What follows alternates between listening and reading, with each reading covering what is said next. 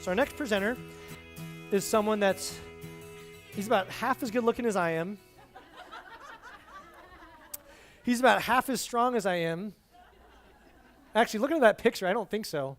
I think he is stronger than I am. And twice as sexy. Wait a minute here. What's going on here? What kind of event is this? We are raising money. Should we be raffling this? No. So the next person is someone that's obviously very near and dear to my heart. I've known him for a really long time, pretty much all my life, as long as I can remember. And he and I are both doing a great job of living to 150. He's 100% so far, and so am I. So we're both good at life and living. And yeah, someone I love dearly. He's a yoga instructor as well as an arborist. So he's very in touch with, obviously, energy flows as well as creating the environment around us and mentally and physical space to make harmony in mind, body, and spirit. He's actually went to India on several occasions to train under some of the most elite expert masters in yoga practice. And he's a practitioner as well as a teacher. He's an amazing arborist, amazing yoga instructor, and he's the best brother I've ever had, and I love him dearly. So please give a warm welcome and a round of applause to my brother, who's half as good looking, Stephen Gala.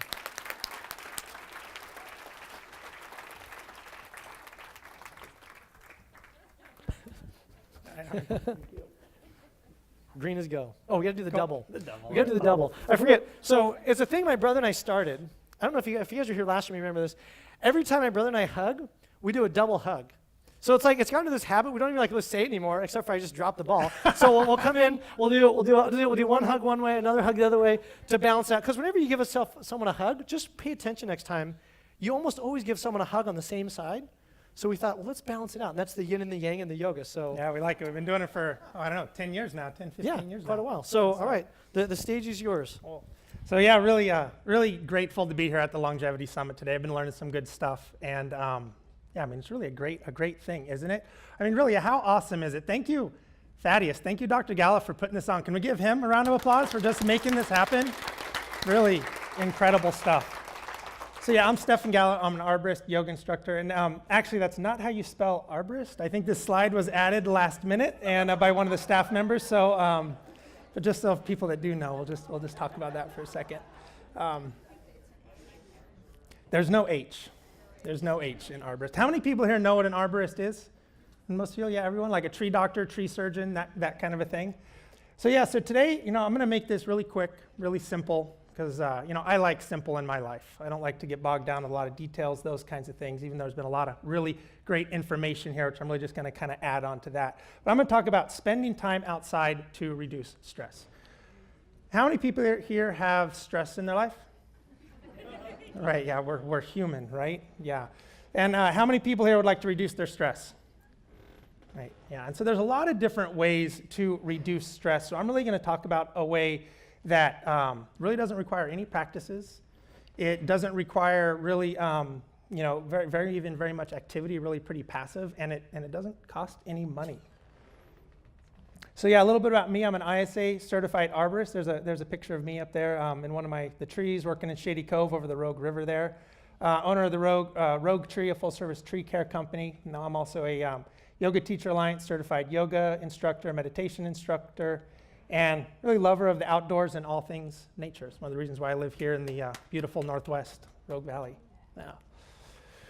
So how do we simply reduce stress? How many people have felt like her on occasion? Yeah, right. We have jobs. Some of us are married, have spouses, maybe kids. We watch the news.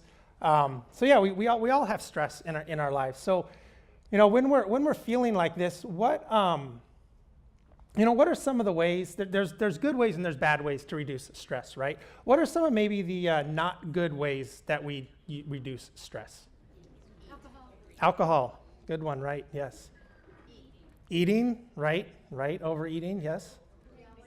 What is it? Yelling at someone, right? Yeah, that's another good way to, reduce stress, which is not necessarily a good way. Yeah, watching TV, binge watching Netflix, eating, prescription drugs, using like anti-anxiety drugs, those kinds of things, sleep medications, even recreational drugs, drink alcohol, those kinds of things. And I know I'm guilty of a lot of these things on the list, especially in my college days. What are some of the good ways that we use to reduce stress?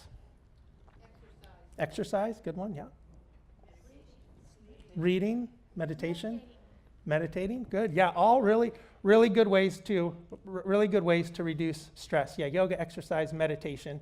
And I'm going to talk about something that's even more simple than that. You go to a yoga class, you have to find a yoga class that you like, have to make it there on time, sit through the yoga stuff, which is great. Exercise, sometimes when I'm feeling like that lady, I want to rip my hair out. The last thing I want to do is go to the gym and work out. Meditation, how many people here even know how to meditate? Yeah, a fair amount, that's good. So yeah, you can meditate, or if we don't know how to meditate, then we have to learn how to meditate to reduce stress. So really, what is even more simple than that to reduce stress?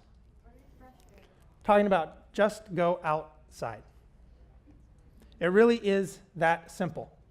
And of course, if you can go to Crater Lake, that's great, but you really don't even need to do that. So this 2010 study in the Journal of Environmental Science and Technology said just going outside for 5 minutes will give you a mood-boosting effect. So how many of us here, when we're feeling like that lady going to pull our hair out, could just walk out the door for 5 minutes? Right? We can all do that.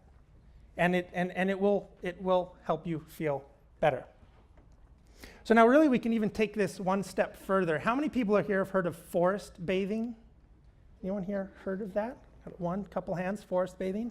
So forest bathing is a Japanese practice, and it's actually really such recently a real powerful practice, so powerful in fact that the Japanese government just recently adopted this into their national health policy, to where they're recommending all their citizens participate in forest bathing. And so what this is you basically go out into the forest and hang out. And so they're saying to do this, between 20 minutes and 2 hours, 3 times a week to improve your health. So forest bathing has been proven to lower your heart rate and blood pressure. It can reduce your stress hormone production, like cortisol, those kinds of things. Boost the immune system and improve overall feelings of well-being. And really the forest air really doesn't even just feel fresher and better, but actually by going outside and inhaling the phytonicides. How many people have heard of that, phytonicides? A couple people? And so what that is actually the trees and plants give off like essential oils, that kind of stuff, and which helps them keep pests off and bacteria, but actually helps us when we breathe that, and it's been shown to improve immune system function. So there's a study actually I just read really just this last couple weeks. So this is an April 2017 issue of Landscape Architect magazine. And this found that mature trees are found to lower crime rates. So just having mature trees in your neighborhood and being able to spend time with them will reduce crime rate. This was done, how many people here have heard of the emerald ash borer or the emerald ash borer Dutch elms disease? All right, so these are some big diseases, mainly out on the East Coast. And what happened is these neighborhoods that had a bunch of really mature trees like this, really overnight got wiped out. All the trees got wiped out. And so these neighborhoods that were just gorgeous with all these trees one year, next year they were all dead and had to be removed.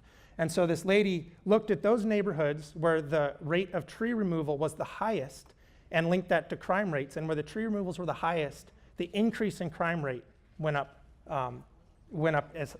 higher as well.